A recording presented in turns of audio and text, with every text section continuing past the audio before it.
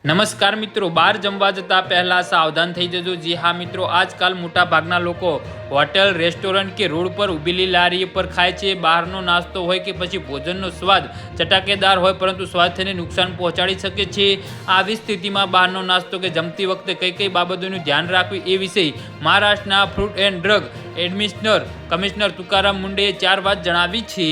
જી હા મિત્રો, તુકારામ મુંડેના જણાવ્યા અનુસાર સૌપ્રથમ તપાસો કે ખોરાક સલામત છે કે નહીં। ચરબી અને મીઠું વધારે હોય તો આવી ચીજો ન ખાવાનો પ્રયાસ કરો। કેટલી વાર તમે આવા ખોરાક ખાઓ છો તો પરંતુ તેને દરરોજ અથવા તો વારંવાર ખાવાની ટેવ પાડવી જોઈએ નહીં। સાફ સફાઈ અને સ્વચ્છતાનું ધ્યાન રાખો। ગંદકી ખોરાકને દૂષિત કરી શકે છે, ફૂડ પોઈઝનનું જોખમ વધારી શકે છે। જમતા પહેલા રેસ્ટોરન્ટ રજિસ્ટર છે કે નહીં, લાયસન્સ ધરાવે છે કે નહીં તે તપાસો। રેસ્ટોરન્ટનું તેનું લાયસન્સ અથવા તો રજિસ્ટર સર્ટિફિકેટ એવી જગ્યાએ હોવું જોઈએ જ્યાં ગ્રાહકોને તેને સરળતાથી જોઈ શકે। ચોથી વાત તો એ છે કે તમારી ઉંમર અનુસાર યોગ્ય ખોરાક પસંદ કરો।